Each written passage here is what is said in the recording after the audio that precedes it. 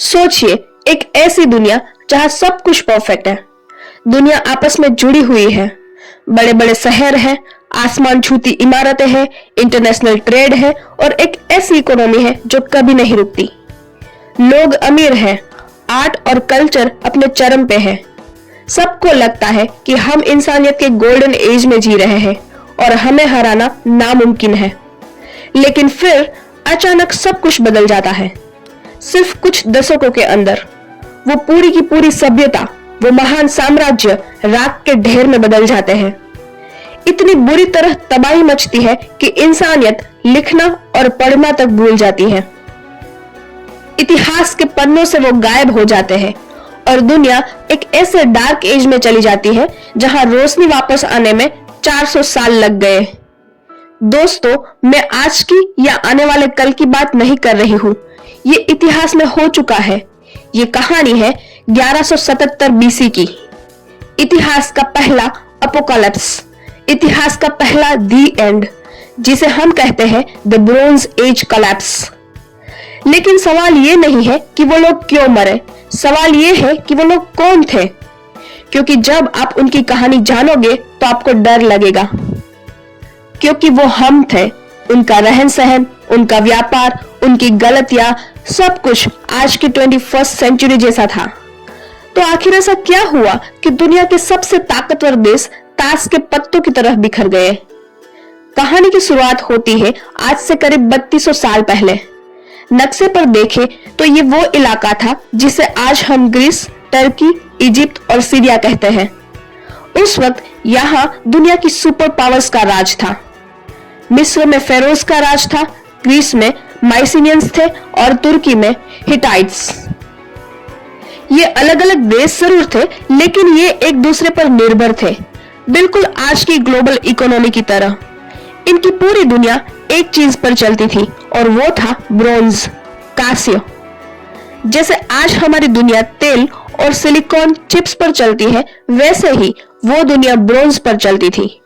हथियार, खेती के औजार, पहिए सब ब्रोंज से बनता था। लेकिन यहाँ एक पेच था। ब्रोंज को बनाने के लिए दो धातुओं की जरूरत होती है, कॉपर और टीन। कॉपर तो साइप्रस में आसानी से मिल जाता था, लेकिन टीन बहुत दुर्लभ था। उसे आज के अफगानिस्तान से हजारों किलोमीटर दूर से मंगवाना पड़ता था, यानी एक ग्लोबल सप्लाई चेन। जरा सोचिए, अगर अफगानिस्तान से टीन आना बंद हो जाए तो ग्रीस में हथियार बनने बंद हो जाएंगे। अगर ग्रीस में हथियार नहीं बनेंगे तो वो इजिप्ट को अनाज नहीं दे पाएंगे। ये एक ऐसा जाल था, एक कॉम्प्लेक्स सिस्टम। सब खुश थे, अमीर थे, लेकिन वो ये भूल गए थे कि उनका पूरा वजूद एक पतले से धागे पर लटका हुआ है। साल 1200 बीसी के आसपास वो धागा टूट गया। इतिहास में इसे परफेक्ट स्टॉर्म कहा जाता है, यानी जब एक साथ कई मुसीबतें टूट पड़े। सबसे पहले प्रकृति ने अपना खेल दिखाया। दशकों तक सूखा पड़ा, बारिश होनी बंद हो गई, जमीन बंजर हो गई। जब अनाज नहीं होगा तो क्या होगा? भूखमरी। मिस्र के राजाओं के पुराने खतों में लिखा है, मेरे लोग भूख से मर रहे हैं, हमारे पास रोटी का एक टुकड़ा तक नहीं है।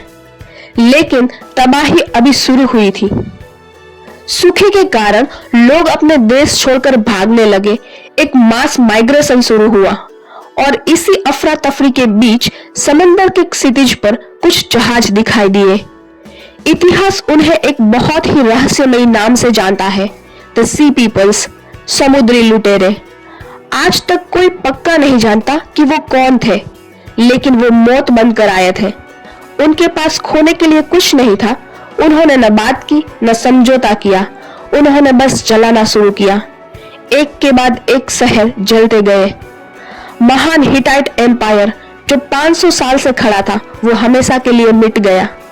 ग्रीस के शानदार महल खंडर बन गए। आर्कियोलॉजिस्ट को उन शहरों की खुदाई में जले हुए तीर और बिना दफनाए हुई लाशें मिली।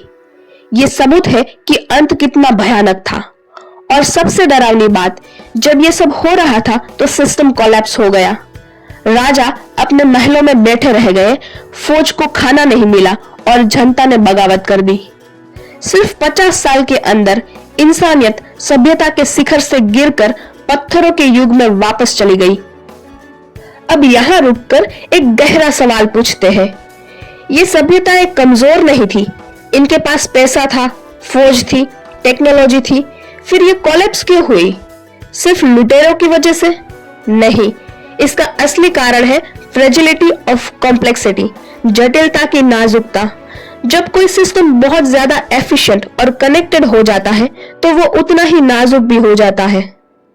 उन्होंने अपनी पूरी दुनिया को एक दूसरे पर इतना डिपेंडेंट बना दिया था कि एक जगह लगी आग ने पूरी दुनिया जला दी। इसे कहते हैं डोमिनो इफेक्ट।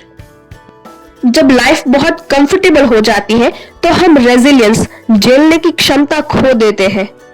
ब्रॉन्ज एज के लोग अपनी सफलता के अहंकार में ये भूल गए थे कि कुदरत और वक्त के सामने कोई भी इतना बड़ा नहीं बन जाता कि वो कभी भी हार ही नहीं सकता। उनका पतन हमें ये सिखाता है कि ऑर्डर और केओस के बीच की दीवार बहुत पतली होती है।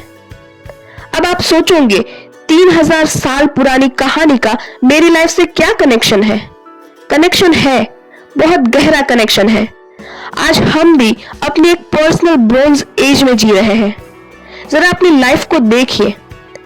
हमने अपनी खुशी, अपना सुकून और अपनी पहचान को पूरी तरह एक्सटर्नल फैक्टर्स पर टिका दिया है। जैसे उन्हें टीम चाहिए था, हमें वैलिडेशन चाहिए। जैसे वो दूसरे देशों पर निर्भर थे, हम कॉर्पोरेट जॉब्स और सोशल मीडिया पर निर्भर हैं। अगर मेरा प्रमोशन नहीं हुआ तो मैं बर्बाद हो जाऊंगा। अगर उस इंसान ने मुझे छोड़ दिया तो मेरी दुनिया खत्म हो जाएगी। हमने अपनी लाइफ को इतना ऑप्टिमाइज्ड कर लिया है कि हमारे पास दुख सहने की या फेलियर को झेलने की जगह ही नहीं बची। ये हमारा पर्सनल सिस्टम कोलैप्स है। आज जिसे हम डिप्रेशन, एंजाइटी या बर्नआउट कहते हैं, वो असल में क्या है? वो यही तो है, जब एक छोटी सी चीज गड़बड़ होती है तो हमारा पूरा मानसिक संतुलन गिर जाता है। हम अंदर से खोखले हो चुके हैं, बिल्कुल उन ब्रोंज एज के शहरों की तरह, बाहर से चमकदार लेकिन अंदर से नाजुक। तो फिर हम क्या करें? क्या डर के जिए? नहीं, इतिहास हमें डराता नहीं है, सिखाता है। ब्रोंज एज के पतन के बाद जो लोग बचे वो थे जो सेल्फ रिलायंट, आत्मनिर्भर थे, जिन्होंने लोहे की खोज की, जो सिर्फ महलों के भरोसे नहीं बैठे थे। आपको अपनी जिंदगी में एंटी फ्रेजाइल बनना होगा। इसका मतलब है एक ऐसा इंसान बनना होगा जो मुश्किलों से टूटे नहीं बल्कि और मजबूत हो जाए। अपनी खुशियों का सप्लाई चेन डाइवर्सिफाई करो। अपनी पूरी पहचान को किसी एक खूंटे से मत बांधो। आप सिर्फ एक इंजीनियर, डॉक्टर या यूट्यूबर नहीं हैं। आप एक दोस्त है, एक बेटा, बेटी है, एक थिंकर, एक फाइटर है, ताकि अगर कल को जॉब जाए या दिल टूटे या दुनिया इधर की उधर हो जाए तो आपका एक हिस्सा गिरे लेकिन आप खड़े रहे। महलों पर भरोसा कम करो और अपने किरदार पर भरोसा ज्यादा करो, क्योंकि शहर जल सकते हैं, साम्राज्य मिट सकते हैं, लेकिन इंसानी हौसला कभी राख नहीं होता। इतिहास गवाह है कि हर कोलैप्स के बाद एक नई शुरुआत होती है। ब्रोंज एज खत्म हुआ तभी आयरन एज आया। अगर आप आज अपनी लाइफ में किसी कोलैप्स से गुजर रहे हैं तो याद रखिए, शायद ये अंत नहीं, एक नई और बेहतर शुरुआत है। मैं चाहती हूँ कि हम सिर्फ एक चैनल नहीं बल्कि एक कम्युनिटी ऑफ थिंकर्स बनाएं, जो इतिहास से सीखे और आज की दुनिया को बेहतर समझे। अगर इस वीडियो ने आपको सोचने पर मजबूर किया है तो सब्सक्राइब बटन दबाकर इस परिवार का हिस्सा बने। कमेंट में मुझे बताइए, आज के जमाने में वो कौन से सी पीपल्स हैं जो हमें डरा रहे हैं। अगले वीडियो तक क्यूरियस रहिए और मजबूत बनिए। जय हिंद।